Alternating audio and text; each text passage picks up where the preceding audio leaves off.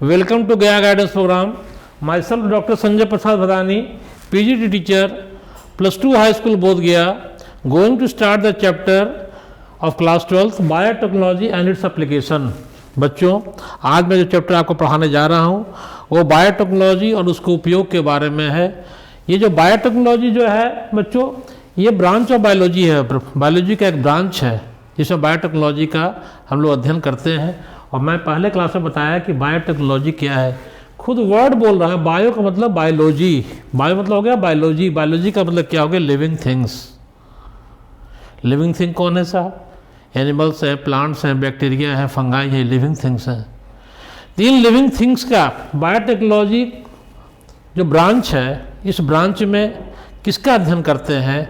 ये एक ऐसी, ये बायोलॉजी के इस ब्रांच में बायोलॉजिकल थिंग्स जो हैं, एनिमल्स, प्लांट्स, बैक्टीरिया, फंगाई, इनका यूज करते हैं, उनके सेल्स का, उनके सेल के पार्ट्स का, मॉलिक्यूलर एनालॉग का और उनके बनाए हुए एंजाइम्स का, जो हम लोग अपने फ़ायदे के लिए, मनुष्य अपने फ़ायदे के लिए जो सामान बनाते हैं, निर्मित करते हैं, प्रोडक्ट, और इनका जो सर्विसेज लेते हैं, उसके अध्ययन हम लोग बायोटेक्नोलॉजी में करते हैं।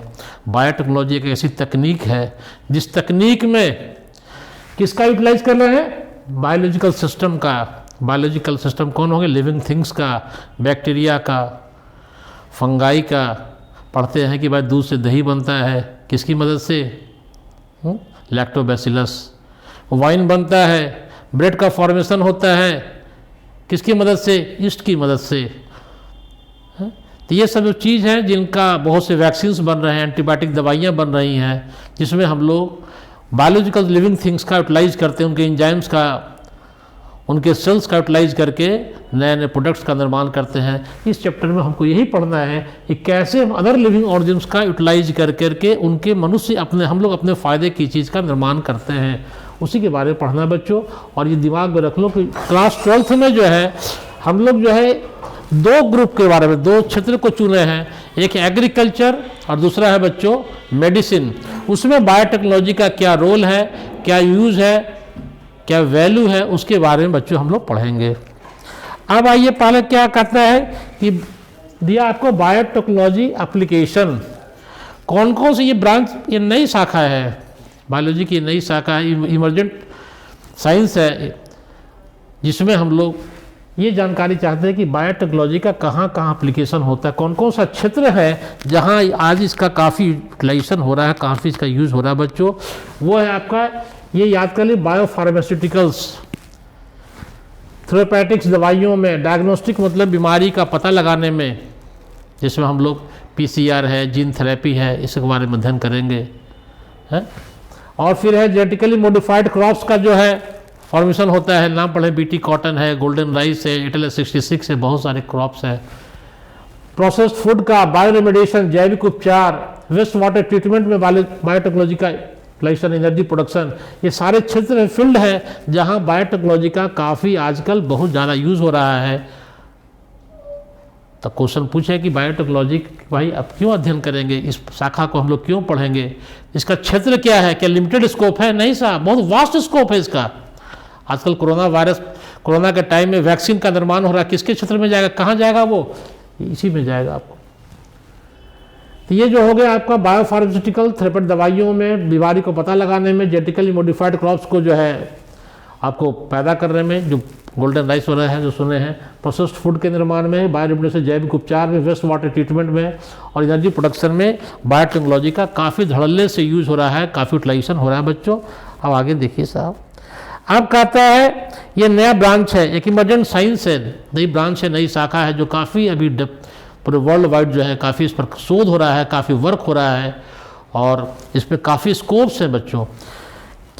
क्या है कि ये लिखा है, क्या दिया है, 3 critical research area of biotechnology. इसका मतलब क्या हुआ? इसका मतलब ये हुआ कि अभी तीन जो दिखाया गया, 3 जो आपका ये कॉलम दिखाया गया, ये शो करता बताता है कि कौन कौन से अभी इस फील्ड में अभी बहुत सा काम होना बाकी है। बायोटेक्नोलॉजी जो में अभी बहुत सारे काम होना अभी बाकी हैं। तो कौन कौन सा क्षेत्र है जिस पर काम होना बाकी है? क्यों काम होना बाकी है? क्योंकि इसका जो ग्रोथ है, डेवलपमेंट है, अभी उतना नहीं हो पाया है जितना हम लोग चाहते हैं। सोचिए कोरोना का टाइम आया, वैक्सीन को डेवलप होने में कितना टाइम लग गया, ट्रायल हुआ, खोज हुआ, तो ये बहुत सारे अभी इसका वर्क बाकी है। तो कौन कौन सा चीज़ है साहब? बट एक है पहला कैटलिस्ट। देखिए यहाँ पर कैटलिस्ट का मतलब क्या हुआ? कैटलिस्ट का मतलब ये होता है बायोलॉजिकल सिस्टम में बायो कैटलिस्ट किसको कहते हैं? एंजाइम को कहते हैं। कैटलिस्ट क्या है? एंजाइम है। एंजाइम सर बायो कैटलिस्ट, हम लोग डेफिनेशन पढ़ाते हैं। एंजाइम सर बायो कैटलिस्ट जो केमिकल रिएक्शन में खुद पार्टिसिपेट नहीं करते हैं लेकिन केमिकल रिएक्शन के रेट को बढ़ा देते हैं, घटा देते हैं। कोई भी मेटाबॉलिज्म सेल में जो भी केमिकल रिएक्शंस हो रहे हैं, मेटाबॉलिज्म की क्रियाएं हो रही है, हर स्टेप में एंजाइम्स का दरकार पड़ता है। बिना एंजाइम का केमिकल रिएक्शन नहीं हो पाता है बच्चों। तो बढ़िया से बढ़िया एंजाइम्स की खोज अभी बाकी है। दूसरी बात क्या है? कोई भी एंजाइम जो वर्क करेगा उसके लिए एक ऑप्टिमम कंडीशन चाहिए। वो ऑप्टिमम कंडीशन क्या है बच्चों? एंजाइम का उसका प्रॉपर पीएच चाहिए, प्रॉपर टेम्परेचर चाहिए। कितने पीएच पर कोई एंजाइम वर्क करेगा, क्या उसका टेम्परेचर चाहिए, क्या एनवायरनमेंट चाहिए, जिससे वो प्रोडक्ट्स जो है, जो प्रोडक्ट हम चाहते हैं, जो वैक्सीन हम चाहते हैं, वो बढ़िया से बढ़िया उसका इफिशियंसी ज़्यादा से ज़्यादा मिले। और तीसरा पॉइंट है बच्चों down stream processing. Down stream processing का मतलब हुआ सेपरेशन एंड प्यूरिफिकेशन। कोई प्रोडक्ट बना, उस प्रोडक्ट को सेपरेट करना है, उस प्रोडक्ट को प्यूरिफाई करना है। तो इसके अंदर हम लोग दो चीज़ को पढ़ते हैं, सेपरेशन और प्यूरिफिकेशन। जो प्रोडक्ट आ रहे हैं वो हर प्रोडक्ट का सेपरेशन का टेक्निक अलग होगा, प्यूरिफिकेशन का टेक्निक अलग होगा। ये सब का अलग, हर प्रोडक्ट का सेपरेशन और प्यूरिफिकेशन का टेक्निक अलग अलग होता है बच्चों। ये तीन क्रिटिकल रिसर्च एरिया है जिस पर अभी काफ़ी काम होना है। और आप अगर इस बायोलॉजी की इस ब्रांच को आप आगे हायर स्टडी में चुनते हैं तो नो डाउट कि आपका काफ़ी आपका जो है आप नोबेल प्राइज़ भी पा सकते हैं। जो संभावनाएं, असीम संभावनाएं हैं। क्या है भाई कि बेस्ट कैटलिस्ट का आप ऐसा खोज करिए कि कोई प्रोडक्ट है, कोई वैक्सीन बनने में तो कोई जो है ऐसा एंजाइम की आप खोज कर दीजिए। वो एंजाइम किस ऑप्टिमम कंडीशन पर, उसका पीएच क्या चाहिए, क्या टेम्परेचर चाहिए, क्या एनवायरनमेंट चाहिए कि जिससे मेरा प्रोडक्ट अच्छा मिले। और तीसरा down stream processing, separation and purification, जिसमें हम लोग अध्ययन करते हैं बच्चों। ये तीन क्रिटिकल रिसर्च एरिया अगर प्रश्न पूछ दिया तो आप इसको लिखिएगा साहब। थर्ड क्या है साहब? हम लोग को जो पढ़ना है एग्रीकल्चर के बारे में पढ़ना है कि बायोटेक्नोलॉजी का एग्रीकल्चर में, खेती में, कृषि में क्या इसका रोल है, क्या इसका उपयोग है, उसके बारे में पढ़ना है बच्चों। आगे देखिए, कहता यह है आपका जो ऑप्शन दिया 3 option for increasing food production. जब देश आज़ाद हुआ उसमें 35, उस समय की आबादी 35 करोड़ थी, आज अरबों खरबों में आबादी पहुंच गई बच्चों। तो कहता है कि जो भी लिविंग ऑर्गेनिम्स हैं, जो भी सजीव हैं, सबको भोजन चाहिए। तो इसमें आपको याद कर लीजिए, एक आया ग्रीन रिवॉल्यूशन, हरित क्रांति, नाम सुने होंगे बच्चों। हरित क्रांति देश में कब आया? 1960 के दशक में आया। 60 के दशक का मतलब क्या हुआ? 1960 से 1970 तक आया बच्चों। उस समय क्या हुआ? एनसीईआरटी कहता है उस समय हमारे फूड ग्रेन्स का जो प्रोडक्शन था 3 गुना बढ़ गया। लेकिन 3 गुना फूड के प्रोडक्शन बढ़ने के बाद भी जो हमारे देश की आबादी थी, जो पॉपुलेशन था, उनको भरपेट भोजन मुहैया नहीं हो पाया साहब। ग्रीन रिवॉल्यूशन कब आया? 1960 के दशक में आया। फादर ऑफ ग्रीन रिवॉल्यूशन कौन है? MS Swaminathan, father of Indian green revolution. अगर प्रश्न आ गया इंडियन ग्रीन रिवॉल्यूशन तो एमएस स्वामीनाथन लिखिएगा बच्चों। अगर फादर ऑफ ग्रीन रिवॉल्यूशन आ गया बच्चों तो नॉर्मन ई बोरलॉग लिखिएगा बच्चों। ग्रीन रिवॉल्यूशन में क्या हुआ कि जो राइस और व्हीट, इस 2 फसल की उपज बढ़ी। राइस का 3 गुना और व्हीट का 7 गुना। फॉर्मूला बताए थे लास्ट लेक्चर में आपको, 1175 फॉर्मूला 11 मिलियन टन से 75 मिलियन टन हो गया। क्यों बढ़ गया साहब? क्वेश्चन अगर आ गया तो लिखिएगा कि by the use of semi dwarf variety, Jaya, Ratna, Kalyan Sona, Sonalika, नाम सुने होंगे, ये सब सेमी डॉर वैरायटी आए थे उस समय। IR8, ताइचुंग नेटिव 1, ये सब जो है कल्टीवर थे जो आपके सेमी डॉर वैरायटी को डेवलप किए, जिसका रेट ऑफ जो प्रोडक्शन जो था वो काफ़ी ज़्यादा था बच्चों। दूसरा क्या था कि बेटर मैनेजमेंट प्रैक्टिस हुआ। मैनेजमेंट जो हुआ, खेती का जो पद्धति था उसमें कुछ पुराने परंपरागत खेती से अलग होकर के नए नए मशीनों का यूटिलाइजेशन किए। हम लोग फर्टिलाइजर का यूटिलाइज किए, पेस्टिसाइड का यूटिलाइज काफ़ी हाई मात्रा में किए। उससे क्या है कि प्रोडक्शन बढ़ गया बच्चों। लेकिन सबसे बड़ी बात ये हुई कि साहब खेत में अगर लगातार यूरिया और डीएपी और पोटास डालेंगे, एक समय तो प्रोडक्शन बढ़ेगा, लेकिन उसके बाद प्रोडक्शन उस क्रॉप पर, उस फसल पर प्रोडक्शन फिर आगे नहीं बढ़ेगा साहब, जब तक हम नए हाइब्रिड वैरायटी को, जेनेटिकली मॉडिफाइड क्रॉप्स को नहीं लगाएंगे बच्चों। तब क्वेश्चन अगर पूछ दिया साहब कि ग्रीन रिवॉल्यूशन कब आया, 1960 के दशक में आया। फादर ऑफ ग्रीन रिवॉल्यूशन कौन आया? MS. Swaminathan, Indian green revolution. MS. Swaminathan लिख के आइएगा। इंडियन ग्रीन रिवॉल्यूशन आ गया, नॉर्मल बोरलॉग लिखिएगा।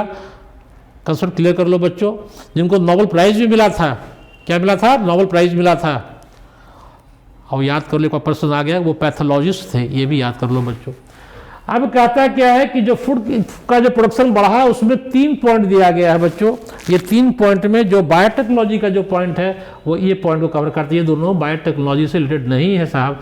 फूड का प्रोडक्शन ग्रीन रिवॉल्यूशन बढ़ा, एग्रोकेमिकल बेस्ड एग्रीकल्चर। एग्रोकेमिकल मतलब ये हुआ कि हम लोग खेत में बहुत ज़्यादा फर्टिलाइजर, पेस्टिसाइड, इंसेक्टिसाइड का यूज किए। लेकिन सबसे बड़ी बात है बच्चों कि हम लोग का जो डेवलपिंग कंट्री है, इंडिया, पाकिस्तान, चाइना, हमारे देश के किसान गरीब हैं। जो केमिकल्स होते हैं, फर्टिलाइजर महंगे होते हैं, उनके पास उतना पैसा नहीं है कि उतना बार बार वो जो है वो महंगे फर्टिलाइजर को खरीदे, खेत में यूज करें। तो वो कहता है एग्रो बेस्ड एग्रीकल्चर। क्या हुआ कि फूड के प्रोडक्शन में एग्रोकेमिकल, एग्रोकेमिकल का मतलब यहाँ बच्चों फर्टिलाइजर, खाद। दूसरा है ऑर्गेनिक एग्रीकल्चर, कार्बनिक खेती। कार्बनिक खेती का मतलब हुआ वैसा खेती जिसमें हम लोग केमिकल्स का, फर्टिलाइजर का, पेस्टिसाइड का यूटिलाइजेशन ना करें। इसमें जो नाम है रमेश चंद डागर, सोनीपत, हरियाणा, याद कर लीजिएगा। उन्होंने अपने फार्मिंग में एक ऑर्गेनिक फार्मिंग किए, कार्बनिक खेती किए, जो हम लोग को लास्ट में पढ़ा चुके हैं। Genetically engineered crop based agriculture, नाम सुने, बीटी कॉटन, नाम सुने ना, बीटी कॉटन है, गोल्डन राइस है, ये सब इसके अंदर आता है। जिनका जो है उपज जो है की क्षमता ज़्यादा है, और जो है बीटी कॉटन का नाम सुने होंगे। ये सब जो है इंसेक्ट बायोपेस्टिसाइड है, जो इंसेक्ट का इफेक्ट नहीं पड़ता है साहब। वर्ड आ गया है जेनेटिकली मॉडिफाइड ऑर्गेनिज्म, जीएमओ। अगर क्वेश्चन पूछ दिया जीएमओ का मतलब क्या हुआ, जेनेटिकली मॉडिफाइड ऑर्गेनिज्म। यहां पर कंसेप्ट क्लियर कर लो बच्चों। ये खुद बोल रहा है, क्या बोल रहा है? ऑर्गेनिज्म। ऑर्गेनिज्म कौन? Living things. लिविंग थिंग कौन है? एनिमल्स है, प्लांट्स है, बैक्टीरिया और फंगस है, यही ना। उनके जो जीन्स है, कोई भी ऑर्गेनिज्म होगा बच्चों, चाहे एनिमल हो, प्लांट हो, बैक्टीरिया हो, फंगाई हो, कोई भी ऑर्गेनिज्म होगा, उनका बॉडी सेल का बना होगा। सेल में न्यूक्लियस होगा, न्यूक्लियस में क्रोमोजोम होंगे, क्रोमोजोम डीएनए के बने होंगे, और डीएनए में को ही जो है जीन भी कहते हैं बच्चों। तो कहता है वो डीएनए या जीन किसके बने हुए हैं? नाइट्रोजनस बेस के बने हैं, शुगर के बने और फॉस्फेट के बने हैं बच्चों। अगर हम नाइट्रोजनस बेस के सीक्वेंस में हम चेंज करते हैं, मैनिपुलेशन करते हैं, जानबूझकर को हम चेंजेस को उसके जीन के सीक्वेंस में चेंज किए, मैनिपुलेशन किए, अल्टरनेशन किए, या फिर बाहर से कोई दूसरा जीन ला के उसमें इंसर्ट कर दिए, तो उसको कहेगा जेनेटिकली मॉडिफाइड ऑर्गेनिजम्स। कहता है वो जीन्स आर अल्टर्ड और बाय मैनिपुलेशन। जीन्स के जो नॉर्मल सीक्वेंस हैं, जो खराब जीन हैं उनको हटाए, बाहर से जीन को एडिशन किए, सब्सट्रैक्शन किए, जीन्स का नॉर्मल सीक्वेंस को चेंज लाए, उसको कहता है उस ऑर्गेनिज्म को जेनेटिकली मॉडिफाइड ऑर्गेनिज्म। मतलब उसमें नॉर्मल जीन सीक्वेंस नहीं है, उसमें कुछ हम परिवर्तन किए हैं, कुछ चेंज किए हैं, उसको ट्रांसजेनिक भी कहते हैं, जेनेटिकली मॉडिफाइड भी कहते हैं बच्चों। कंसेप्ट क्लियर कर लो। जेनेटिकली मॉडिफाइड खुद कह रहा है वह ऑर्गेनिज्म जिसके जीन्स में मॉडिफिकेशन हुआ है, चेंज हुआ है, अल्टरनेशन हुआ है। जीन क्या है साहब? डीएनए के सीक्वेंस को कहता है, जो फंक्शनल डीएनए को जीन कहता है। वन जीन वन कैरेक्टर, सब पढ़े ना। जीन रिस्पॉन्सिबल किसके लिए है? कैरेक्टर के लिए। और उसमें हम परिवर्तन कर रहे हैं, अल्टरेशन कर रहे हैं। बाई मैनिपुलेशन ह्यूमन के द्वारा, आदमी के द्वारा जानबूझकर चेंज किया गया। अब कंसेप्ट क्लियर हो गया बच्चों। अब है आपको दिया गया साहब कि जब हम जीन के सीक्वेंस को चेंज कर रहे हैं, जेनेटिकली मॉडिफाइड प्लांट में जेनेटिकली मॉडिफाइड क्रॉप भी कहते हैं, क्या कहते हैं, GM crop, genetically modified crop, जिसमें नॉर्मल जीन सीक्वेंस नहीं है, जीन्स के जो सीक्वेंस हैं उसमें हम परिवर्तन किए हैं, उससे क्या फ़ायदा होगा साहब, क्यों चेंज किए साहब, उसके बारे में ये बताया है कि advantage of genetic modification in plant, genetically modified जो क्रॉप है उसके जीन्स में जो अल्टरेशन किए, चेंजेस किए, मैनिपुलेशन किए, उसका क्या फ़ायदा है साहब, वही फ़ायदा के बारे में ये पॉइंट लिखा गया है साहब। फ़ायदा ये हुआ कि उनमें ठंडा, सूखा, सॉल्ट और हीट को बर्दाश्त करने की क्षमता आ गई। दूसरी बात क्या हुआ कि हम जो केमिकल के ऊपर, पेस्टिसाइड, इंसेक्टिसाइड, फर्टिलाइजर के ऊपर डिपेंडेंसी कम गई। भाई ये महंगे चीज़ है, इसका साइड इफेक्ट है बायोमैग्निफिकेशन, पढ़ते हैं ना डीटी है, ये सब चीज़ जो है उससे राहत मिल गया। किसान को जो है, हमारा जो भारतीय किसान, जो गरीब किसान हैं, उनको जो है केमिकल के ऊपर डिपेंडेंसी कम गई और उसके कारण हमारे जीवन की आयु भी बढ़ गई, लाइफ एक्सपेक्टेंसी बढ़ गया। जो सब्जी और फल दवा वाला खाएंगे तो उसका बैड इफेक्ट, साइड इफेक्ट हमारे बॉडी पर भी पड़ेगा। कंसेप्ट क्लियर हो गया। दूसरी बात कहता है help to reduce post harvest loss, फसल कटने के बाद जो बर्बादी थी वो भी कमा। कैसे कमा सा? GMO, genetic modified GM crop के यूज करने से।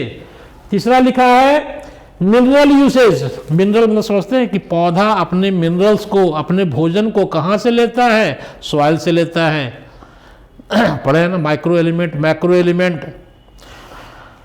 हुआ कि जीएम क्रॉप लगाने से फ़ायदा ये हुआ कि वो पौधा जो है जितना उसकी ज़रूरत है, जिस समय ज़रूरत है वही लेगा, तो सॉइल में उस न्यूट्रिएंट की कमी नहीं हो पाएगी। वही बात कहता है कि मिनरल यूसेज जो सॉइल के फर्टिलिटी को बढ़ाता है, सॉइल के फर्टिलिटी की कौन रिस्पॉन्सिबल है? मिनरल्स है। अब कोई पुराना कोई ऐसा पौधा लगाया जो तुरंत खा लिया, खाना था 2 रोटी खा लिया 10 रोटी, खाना था पाव भर खा लिया 1 किलो, तो बर्बादी है ना बेटा। तो जीएम क्रॉप लगाने से क्या हुआ कि उसकी इफिशियंसी बढ़ गई प्लांट की। तीसरा कहता है nutritional value of food. Nutritional value of food में एग्जाम्पल दिया गोल्डन राइस का। गोल्डन राइस में विटामिन ए की मात्रा ज़्यादा होती है, इसको बायो फोर्टिफिकेशन भी कहते हैं, न्यूट्रिएंट इनरिच्ड क्रॉप। क्यों कहते हैं साहब?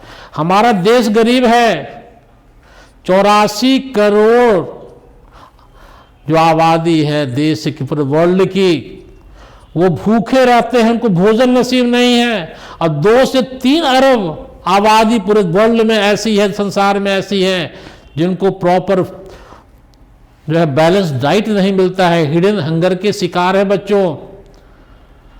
बहुत से गरीब बच्चे केवल भात मिलता है, दाल नहीं है, दाल है तो सब्जी नहीं है।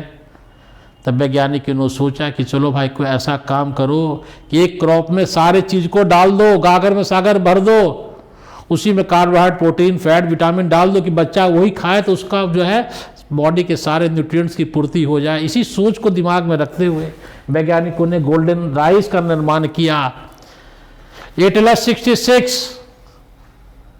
Wheat high protein content, hybrid मेज 2000, मकई का हाइब्रिड मेज 2000, जिसमें अमीनो एसिड पढ़ाए थे, MLT, लाइसिन और ट्रिप्टोफैन ज़्यादा है। आयरन फोर्टिफाइड राइस, ये सब का विकास हुआ। ये सब जीएम क्रॉप ही है बच्चों, और क्या बताएं। थर्ड लिखता है GM, genetically modified GM crop is used to create tailor made plant. अब टेलर मेड प्लांट का मतलब ये मत समझिए कि दर्जी ने पौधे को बनाया, दर्जी कपड़ा सीता है, दर्जी पौधा नहीं बनाता है। यहाँ मत समझ लेना कि टेलर मेड प्लांट मतलब हो गया कि पौधे का निर्माण मेड कौन किया? दर्जी ने किया। दर्जी आपका पैंट शर्ट सी देगा। ये जो टेलर मेड प्लांट का मतलब ये हुआ कि बहुउपयोगी प्लांट, बहुउपयोगी पौधा, एक पौधा जैसे नीम का पौधा का हर अंग उसका लीफ, उसका जो भी उसके पार्ट्स है, लीफ है, फ्लावर है, स्टेम है, रूट्स है, सारे मल्टीपर्पस कहता है। टेलर मेड प्लांट मतलब प्लांट्स हैविंग मल्टीपर्पस यूटिलिटी, उसको कहता है Taylor made plant. GM crop का मतलब ये हुआ बच्चों कि भाई ऐसा प्लांट तैयार करो। फ्लेवर सेवर का नाम सुने होंगे। अब आपको दिया पेस्ट रेसिस्टेंट प्लांट। पेस्ट का मतलब क्या हुआ? इंसेक्ट। पेस्ट मतलब क्या हुआ? इंसेक्ट, कीड़ा मकोड़ा जो हमारे पौधे में लग जाते हैं, पौधे को नुकसान पहुंचाते हैं। तो पेस्ट रेसिस्टेंट प्लांट में याद कर लीजिए बीटी, कॉटन, सब BT, corn, rice, tomato, potato, soybean, जो एग्जाम्पल दिया बच्चों इसको रट लो। एनसीईआरटी में जो एग्जाम्पल बहुत इंपॉर्टेंट है, और एनसीईआरटी से बाहर कोई एग्जाम्पल पढ़ना भी नहीं, क्योंकि एग्जामिनेशन में एनसीईआरटी से बाहर एग्जाम्पल नहीं पूछता है। तो बीटी, कॉटन, ये कपास हो गया, कॉर्न मकई हो गया, चावल, टमाटर, आलू, सोयाबीन, ये जीएम क्रॉप बनाए गए हैं साहब। ये क्या है? पेस्ट रेसिस्टेंट बनाए गए। Pest resistant plant act as biopesticide. अब समझिए बायोपेस्टिसाइड क्या है भैया? बायो मतलब बायोलॉजिकल, पेस्ट मतलब हो गया कीड़ा मकोड़ा, साइड मतलब मारना, मतलब लिविंग ने लिविंग को मारा, लिविंग ने लिविंग को मारा। एंटीबायोटिक का प्रोडक्शन कौन किया? बैक्टीरिया किया। एंटीबायोटिक क्या करता है? दूसरे बैक्टीरिया को मारता है। बैक्टीरिया ने बैक्टीरिया को मारा, लिविंग ने लिविंग को मारा। तो ये हुआ बायोपेस्टिसाइड। लिविंग ऑर्गेनिज्म जो है ऐसा प्रोटीन का निर्माण किए जो पेस्ट को किल कर दिए, वह बायोपेस्टिसाइड। दूसरा है, उससे फायदा क्या हुआ? उससे फायदा ये हुआ कि हमारा इंसेक्टिसाइड के ऊपर, पेस्टिसाइड के ऊपर हमारी निर्भरता क्या हुई? कम हो गई। ऐसा क्रॉप डेवलप करो जो खुद जो है जो इंसेक्ट को और पेस्ट को मार देवे। तो हम बाहर से इंसेक्टिसाइड और पेस्टिसाइड का यूटिलाइजेशन क्यों करेंगे साहब? ये तो सोचने की बात है। और वो कोई भी केमिकल काफ़ी महंगा मिलता है, आप जाके बाजार में खरीदिए। देखिए ये बीटी कॉटन के बारे में जो हमको पढ़ना है, एग्रीकल्चर में दो एग्जाम्पल को पढ़ना है बच्चों। एक है आपको तंबाकू का पौधा और एक है कॉटन, कपास का पौधा। ये दो को पढ़ना है।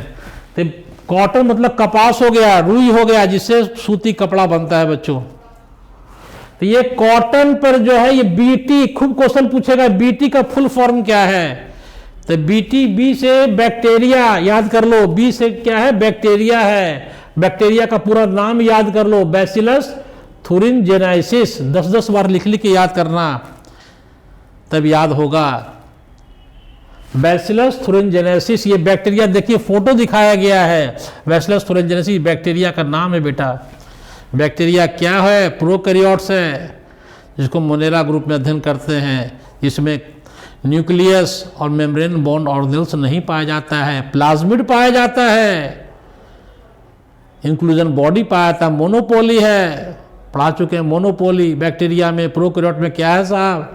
प्लाज्मिड का उपस्थिति। प्लाज्मिड क्या है? Extra chromosomal circular DNA strand है, जिसमें ओरिजिन ऑफ रिप्लिकेशन ओआरआई पाया जाता है, रिप्लिकेशन की शक्ति है, laying freely in the cytoplasm है ना बच्चों? पढ़ा चुका हूं सब आपको। तो ये जो बैक्टीरिया है, इसका नाम है बैसिलस थुरिनजेनेसिस। इसी को जो है हम लोग क्या किए? यहाँ से बी लिए, यहाँ से टी लिए और वर्ड बना दिए बीटी। क्या हो गया? BT, bacillus thuringiensis. क्या है सर? बैक्टीरिया है। इतना नाम याद ना करके हम लोग बीटी बोलते हैं। बीटी क्या हो गया? बैक्टीरिया। बैक्टीरिया है साहब। यह बैक्टीरिया क्या करता है? इसके अंदर कोई भी बताया कि कोई भी भाई बैक्टीरिया हो या हम लोग हो, बॉडी बनेगा सेल का। सेल में क्या होगा? क्रोमोजोम होगा। क्रोमोजोम में क्या होगा? डीएनए होगा। डीएनए में कहे या जीन कहे, वो डीएनए क्या है? वो जीन क्या है? एक प्रोटीन का निर्माण करेगा। 1 जीन 1 प्रोटीन 1 कैरेक्टर, पढ़े ना? वो जीन जो है आपका प्रोटीन का निर्माण करेगा। वह प्रोटीन में ये पावर है, ये शक्ति है, जो ये बैक्टीरिया जो है बैसिलस थुरिनजेनेसिस, इसके जीन्स में एक प्रोटीन, जो जीन्स इसके हैं, ये जीन्स एक प्रोटीन बनाते हैं। उस प्रोटीन में ये शक्ति है, ये पावर है कि कुछ इंसेक्ट के ग्रुप को किल कर देते हैं, जान मार देते हैं। कौन सा इंसेक्ट ग्रुप है साहब, वो भी रटना है, वो भी क्वेश्चन आता है।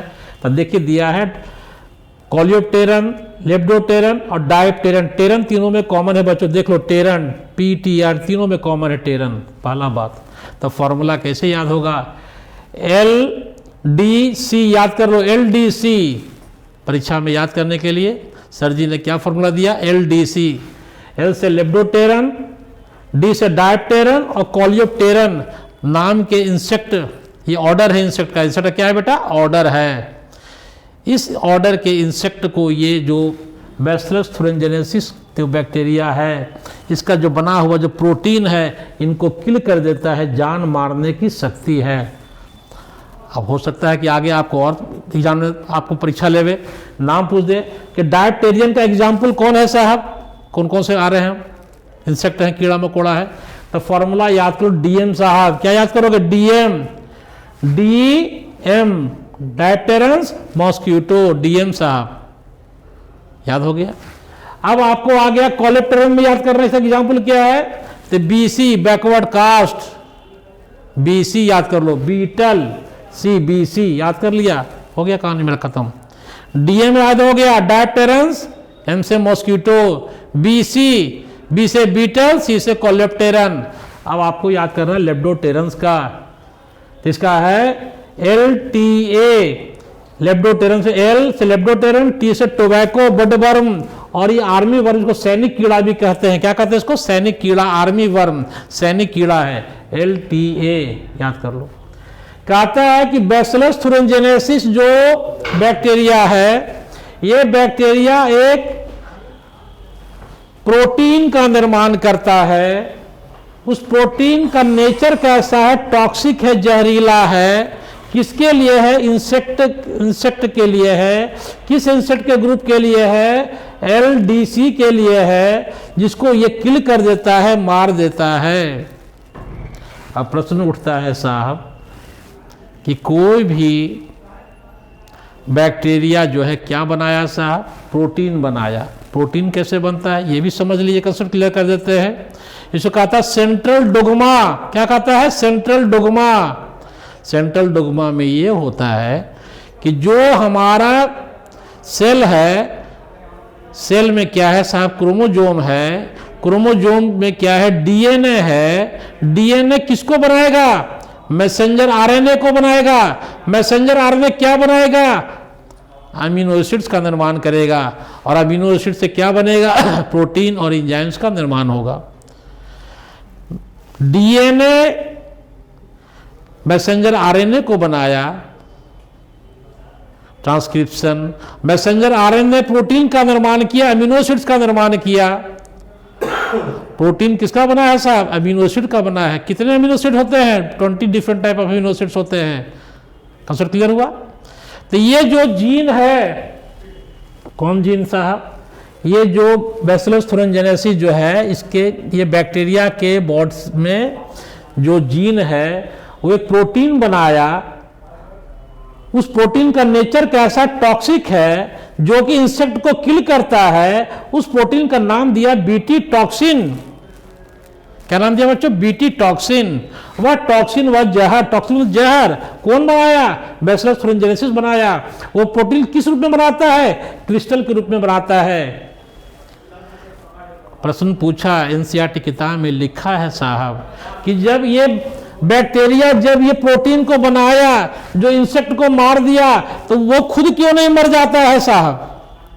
प्रश्न पूछा साहब, NCERT किताब पढ़िएगा कि वो खुद क्यों नहीं मर जाता है साहब। तो कारण क्या है समझो बच्चों, इसलिए नहीं मरता है कि जो बैक्टीरिया जो प्रोटीन को बना रहा है, BT टॉक्सिन बना रहा है, वो इनएक्टिव फॉर्म में रहता है। इनएक्टिव में क्या, सोया हुआ इनएक्टिव फॉर्म है।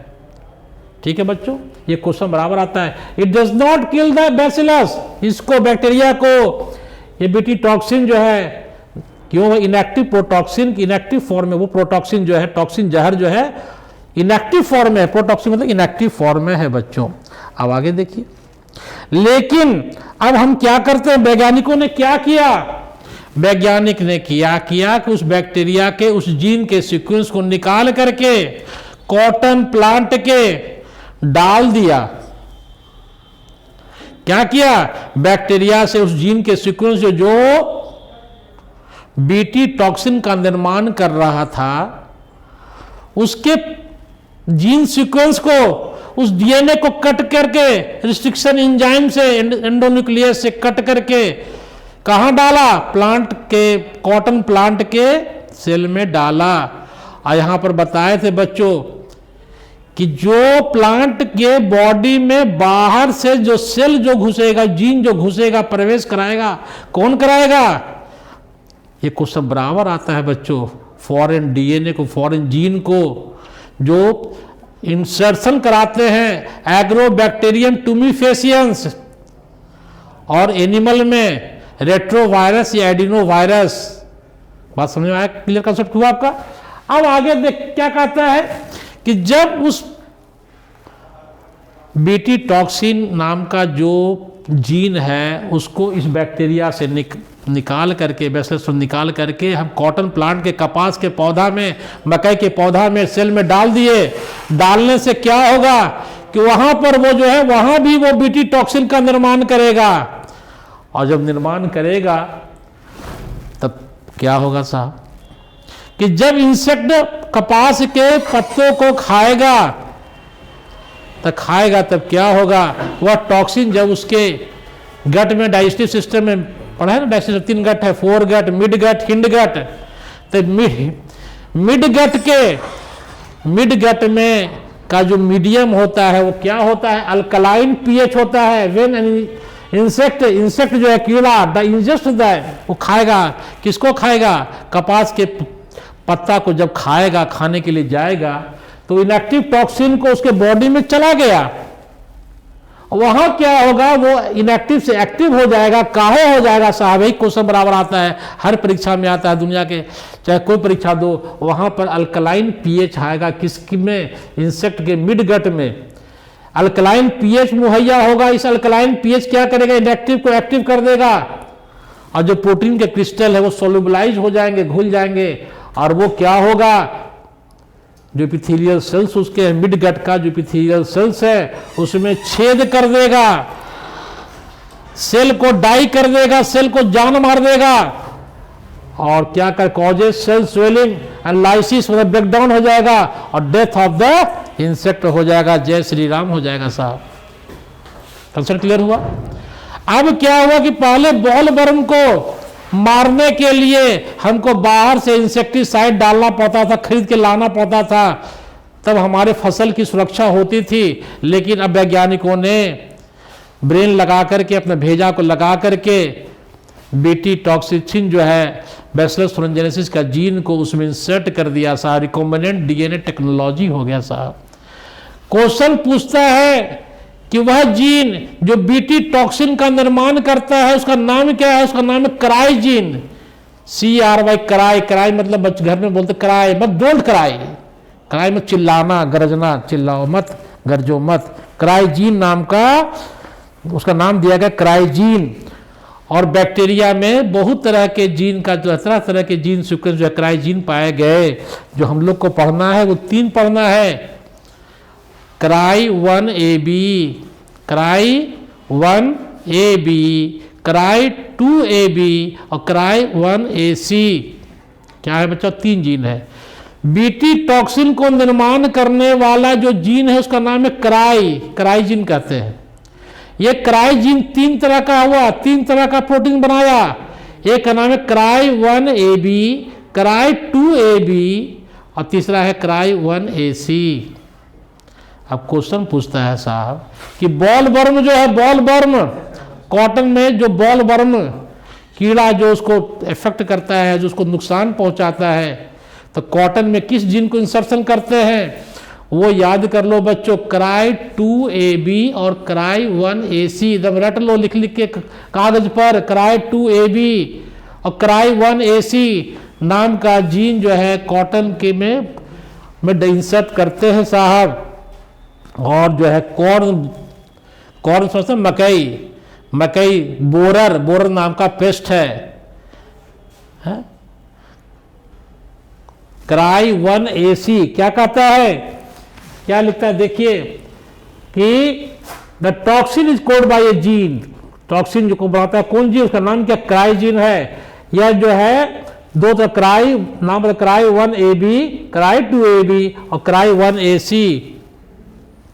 जो कॉटन बॉल बर्न में जो इंसर्ट करवाए जीन को, उसका नाम पूछता है, रट लीजिए, उसका नाम है क्राई 2AB और क्राई 1AC। और कॉर्न बोरर, मकई में जो बोरर नाम का पेस्ट है जो उसको नुकसान पहुंचाता है, किसको, कॉर्न को, मकई को, उसमें जो जीन डाला गया उसका नाम है क्राई 1AB। बच्चों ये जो फोटो दिखाया गया है ये कपास का फोटो है, कपास जब नॉर्मल रहेगा तब वो कैसा रहेगा। और अगला फोटो जो है, ये कंसेप्ट क्लियर हो गया बच्चों आपको कि भाई पूछ दिया बीटी क्या है, बीटी जो है बैक्टीरिया, बी से बैक्टीरिया, बी से बीटी बैसिलस thuringiensis, वो जो है एक प्रोटीन को बनाता है, वो प्रोटीन इनएक्टिव फॉर्म में रहता है, प्रोटीन बनाने वाले जीन का नाम क्राई है, वो इनएक्टिव फॉर्म में बैक्टीरिया में रहता है। लेकिन वही जब इंसेक्ट के पेट में जाता है तो उसके मिड गट में अल्कलाइन पीएच मिलने के कारण प्रोटीन का क्रिस्टल घुल जाता है, वो उसके इपिथेलियल सेल को छेद कर देता है, पोर कर देता है, उसको लाइसिस कर देता है। अब अगला जो बीमारी जो प्लांट है पढ़ना बच्चों वो है टोबैको प्लांट। टोबैको का मतलब क्या हुआ, टोबैको का मतलब तंबाकू, क्या पड़ता है, तंबाकू। टोबैको सब जगह, पान बीड़ी सिगरेट जो है, बीड़ी सिगरेट सब जगह है, टोबैको का बनता है। तंबाकू जो है ना कहता कैंसर फैलाता है सब, टोबैको। टोबैको प्लांट में इन्फेक्शन किसका हुआ, निमाटोड का हुआ। किसका हुआ बच्चों, निमाटोड का इन्फेक्शन हुआ बच्चों। अब निमाटोड क्या है साहब, ये एनिमल है, जानवर है, शुद्ध भाषा में हम लोग इसको कहते हैं राउंड वर्म। क्या कहते हैं, क्रीमी, पेट में जो क्रीमी है राउंड वर्म, उसका नाम क्या है, निमाटोड है। और इसका जो फाइलम है वो निमेटहेलमिन्थिस है, निमाटोडा, निमेटहेलमिन्थिस, कॉमन नेम राउंड वर्म। यही राउंड वर्म का नाम क्या है, जो हमारे पेट में राउंड वर्म, उसका नाम है एस्केरिस। क्या नाम है, एस्केरिस। बीमारी क्या हुआ, एस्केरियासिस। और पौधा जो है तंबाकू का जो पौधा है, टोबैको प्लांट है, ये दिखाया गया, देखिए है ना, ये निमेटोड है, राउंड वर्म है। इसका नाम क्या है, नाम याद कर ले, MI प्लाजा, MI मोबाइल होता है, MI का मोबाइल है भाई। मिलेडोगाइन इनकॉग्निशिया, लिख के याद करना पड़ेगा आपको, मिलेडोगाइन इनकॉग्निशिया कहते हैं, मिलेडोगाइन इनकॉग्निशिया। देखिए यही निमेटोड है साहब। ये जो निमेटोड है ये तंबाकू का जो पौधा है, इसके रूट जो देख रहे हैं, जड़ देख रहे हैं, जड़ में छेद करके अंदर घुस जाता है साहब। क्या कहता है, निमेटोड मिलेडोगाइन इनकॉग्निशिया इन्फेक्ट करता है टोबैको प्लांट के रूट को, और उसके कारण क्या होगा, उसका जो इल्ड है वो घट जाएगा। तो इसको जो हम लोग कैसे इसको जो है इसे छुटकारा पाएंगे, छुटकारा कैसे पाएं भैया, बिना पैसा का छुटकारा कैसे पाएं।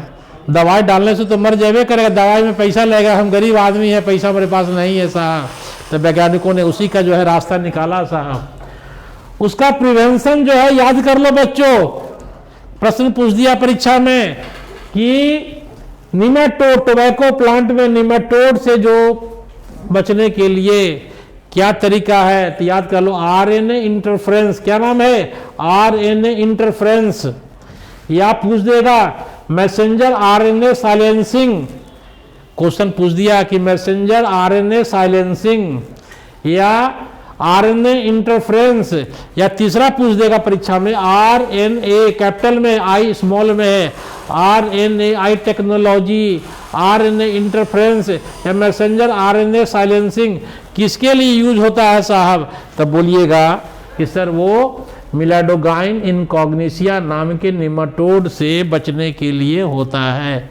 ये मिलेडोगाइन इनकॉग्निशिया जो है तंबाकू के पौधा के रूट में छेद करता है, पारासाइट है।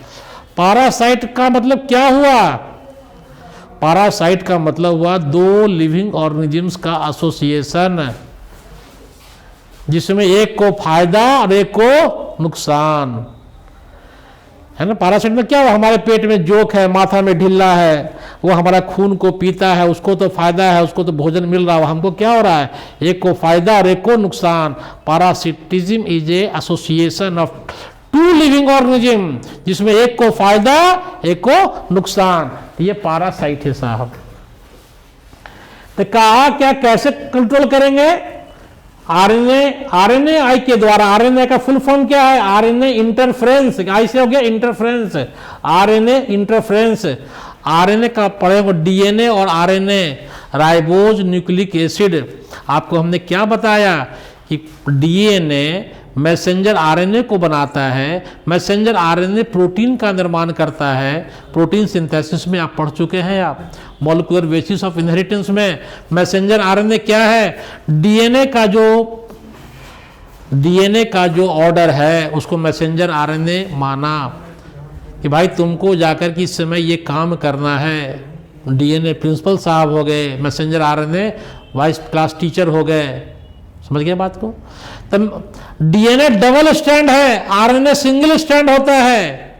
कंसेप्ट क्लियर हुआ ना बच्चों। तो क्या कहता है कि जो आरएनए क्या है, आरएनए आई ये एक सेलुलर डिफेंस है हमारे सेल का। जितने भी यूकैरियोटिक ऑर्गेनिजम्स हैं, सेल दो तरह का, यूकैरियोटिक और prokaryotic. We are the eukaryotic, tobacco plant eukaryotic है।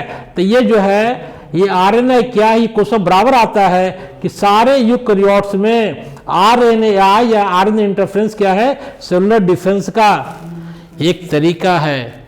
सेल अपनी रक्षा खुद कैसे करता है साहब, एक मैकेनिज्म है, एक तरीका है जिसका नाम है आरएनएआई। इस तरीका में क्या होता है, आरएनए को, मैसेंजर आरएनए को साइलेंस कर दिया गया। बस साइलेंस मतलब हो गया शांत कर दिया गया। क्या किया गया भाई, नाम खुद बोला, एमएआरएनए साइलेंसिंग, साइलेंट कर दो, हो गया साइलेंट कर दो, चुप करा दो, उसके काम को, वर्क को बंद करवा दो। मैसेंजर आरएनए ट्रांसलेशन करके क्या बनाया, प्रोटीन का निर्माण किया, है ना साहब। तो ये जब मैसेंजर आरएनए जब प्रोटीन का निर्माण नहीं करेगा तो क्या होगा साहब, ये जो है ये मर जाएगा, इसको प्रोटीन नहीं बनेगा, इसको जो रॉ मटेरियल चाहिए वो नहीं मिलेगा, इसको डाइजेस्ट करने के लिए जो चीज़ खा पी रहा है उसको जो है उसको मुहैया नहीं होगा।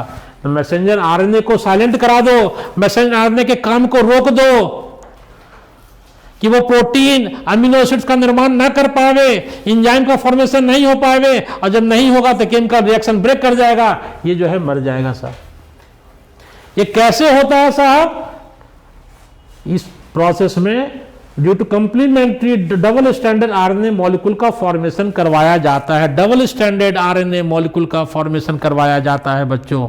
अब उसी के बारे में आपको आगे यहाँ इस किताब में दिया गया है, इस पैराग्राफ में समझाया गया है। डबल स्टैंडर्ड आरएनए का जो निर्माण हुआ, डबल स्टैंड, एक स्टैंड को सेंस कहते हैं और दूसरे को एंटी सेंस आरएनए कहते हैं। क्या कहते हैं बच्चों, सेंस और एंटी सेंस आरएनए का निर्माण हुआ। बाहर से एक वेक्टर का नाम क्या बताया था आपको, प्लांट में जो एंट्री मारता है, बाहर से जो जीन को डालते हैं, nematode specific gene, nematode specific gene को प्लांट में डाला, किसमें, टोबैको प्लांट में, किसके मदद से, एग्रोबैक्टीरियम ट्यूमिफेसियस। बता चुका हूं, शुरू से बोल रहा हूं कि एनिमल प्लांट सेल रहेगा तो एग्रोबैक्टीरियम वेक्टर का काम करेगा, एनिमल रहेगा तो कौन करेगा, रेट्रोवायरस या एडिनोवायरस काम करेगा बच्चों। तो निमेटोड स्पेसिफिक जीन डीएनए को एग्रोबैक्टीरियम की मदद से होस्ट प्लांट में इंट्रोड्यूस करा दिया गया। आइए डीएनए क्या किया, दो तरह का आरएनए बनाया, सेंस और एंटी सेंस आरएनए, जिसको कहता है डीएस आरएनए। और ये क्या करेगा साहब कि आरएनएआई को इंटरफेरेंस का काम, इंटरफेरेंस मतलब इंटरफेरेंस रुकावट, व्यवधान पैदा करेगा, साइलेंट कर देगा। मैसेंजर आरएनए जो है उसके जो है एक्टिविटी को कंट्रोल कर देगा और उसके कारण जो है, देखिए दिखा गया आपको, निमेटोड है ना infection, nematode infection infected tobacco root को दिखाया गया बच्चों। तो ये कंसेप्ट आपका क्लियर हो गया कि बीटी कॉटन में किसकी मदद लिए, बैसिलस थुरिनजेनेसिस नाम के बैक्टीरिया का मदद लिए, टोबैको प्लांट में निमेटोड से सुरक्षा के लिए किसकी मदद लिए, कैसे कंट्रोल किए, RNA interference, RNAi messenger RNA silencing, याद कर लीजिएगा बच्चों, आगे ज़्यादा याद नहीं करना है। अब आपको पढ़ना है मेडिसिन। दो टॉपिक पढ़ना है हम लोग को क्लास 12th में, एक एग्रीकल्चर के बारे में, एक मेडिसिन के बारे में। मेडिसिन मतलब दवाई, दवाई मतलब वैक्सीन। साहब देखिए, recombinant DNA technology helps for the mass production of safe and more effective therapeutic drug. दवाई का निर्माण होता है कोरोना के टाइम में, वैक्सीन का निर्माण, ट्रायल होता है। सुनते रहे कि 1 साल तो ट्रायले में लग गया, कितने लोग चल गए, राम नाम सत्य हो गए, लाखों लोग। फिर ओमिक्रॉन आ गया साहब, फिर हाहाकार मचाए हुए है? बड़ा डराता है भाई, वायरस है ना, छोटा है, लिविंग नॉन लिविंग का कनेक्टिंग लिंक है, शरीर के अंदर जिंदा, शरीर के बाहर नॉन लिविंग है भाव। क्या रिकॉम्बिनेंट डीएनए टेक्नोलॉजी, रिकॉम्बिनेंट में क्या हुआ कि नॉर्मल जो मेरा डीएनए का जो सीक्वेंस है उसमें परिवर्तन, उसमें बाहर से कोई दूसरा डीएनए को या जीन को जब एडिशन कर देंगे, रिकॉम्बाइन कर देंगे, जोड़ देंगे, नॉर्मल डीएनए जो है मेरा, उसमें बाहर से कोई एक्स्ट्रा जीन के सीक्वेंस को, डीएनए के स्ट्रैंड को जब एडिशन कर देंगे तो उसको कहेगा रिकॉम्बिनेंट डीएनए। क्या कहेंगे उसको बेटा? Recombinant DNA.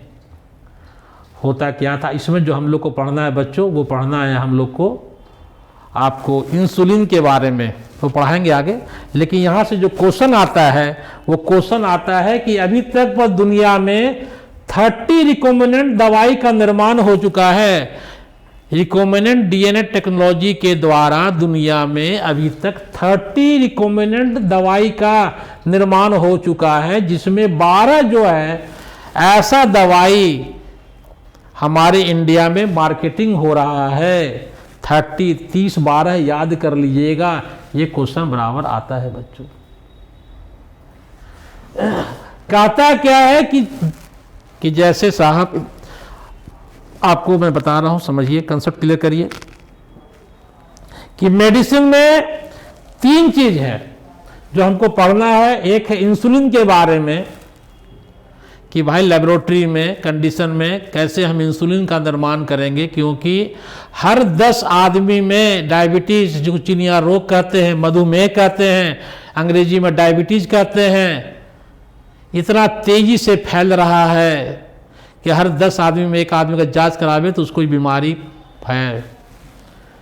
कहता है कि इंसुलिन के बारे में जीन थेरेपी और मॉलिक्यूलर डायग्नोसिस, को बीमारी को कैसे पता लगाएंगे, जब बीमारी हो गया तब पता करना, उस समय तक वो जो पैथोजन से वो काफ़ी फैल जाता है, लेकिन पहले ही पता कर लेवें, उसे कहते हैं मॉलिक्यूलर डायग्नोसिस में पढ़ना है बच्चों। जीन थेरेपी, डिफेक्टिव जीन है, खराब जीन है। अब हेरिडिटी डिजीज पढ़ते हैं ना, जो बीमारी मदर फादर से बच्चों में आता है उसको हेरिडिटी डिजीज कहते हैं, जेनेटिक डिजीज कहते हैं, मेंडेलियन डिसऑर्डर कहते हैं, हीमोफीलिया का नाम सुने होंगे, ब्लड का क्लॉटिंग नहीं हो पाता है, कलर ब्लाइंडनेस का नाम सुने होंगे, जो बच्चा जो है लाल हरा और ग्रीन में नहीं कर पाता है, आपको रेलवे में बहाली नहीं होगा, पुलिस में आपका एरोप्लेन चलाने में बहाली होवे नहीं करेगा, ड्राइवर का लाइसेंस मिलवे न करेगा, क्योंकि आपको पता ना है कि कब बत्ती लाल हुआ और कब हरा हुआ भैया है। PKU, फिनाइल कीटोनुरिया, सिस्टिक फाइब्रोसिस, ये सब क्या है साहब? जेनेटिक डिजीज है, मेंडेलियन डिसऑर्डर है। तो उसको जो डिफेक्टिव जीन को ठीक कर देंगे, जो खराब जीन हटा करके बढ़िया जीन डाल देंगे साहब, सब पढ़ना है। तभी आपको पढ़ना है इंसुलिन के बारे में साहब। इंसुलिन क्या है साहब? पहले इसको कंसेप्ट क्लियर कर लीजिए। इंसुलिन जो है ये क्लास 9th और 10th से हम लोग पढ़े कि इंसुलिन एक हार्मोन है। इंसुलिन क्या है? हार्मोन है। इसका निर्माण कौन किया?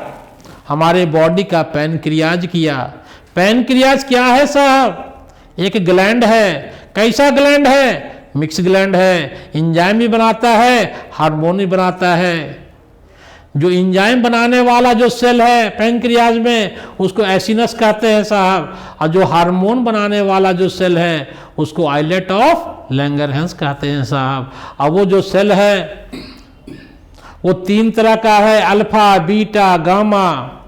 Alpha cell glucagon beta cell insulin का निर्माण करता है साहब। इंसुलिन क्या करता है, जो भी खाना खाते हैं ब्लड के ग्लूकोज लेवल को कम करता है, ग्लूकोज को ग्लाइकोजन में कन्वर्ट कर देता है। और ग्लाइकोजन कहाँ स्टोर होता है, हमारे बॉडी के मसल और लीवर सेल में ग्लाइकोजन स्टोर होता है साहब, जिसको इंसुलिन का प्रोडक्शन पैंक्रियाज कम करेगा, उसको चिनिया का रोग हो जाएगा, फ्रिक्वेंट यूरिनेशन होगा, पेशाब से जो है चीनी निकलेगा साहब, है वो चिनिया रोग कहते हैं।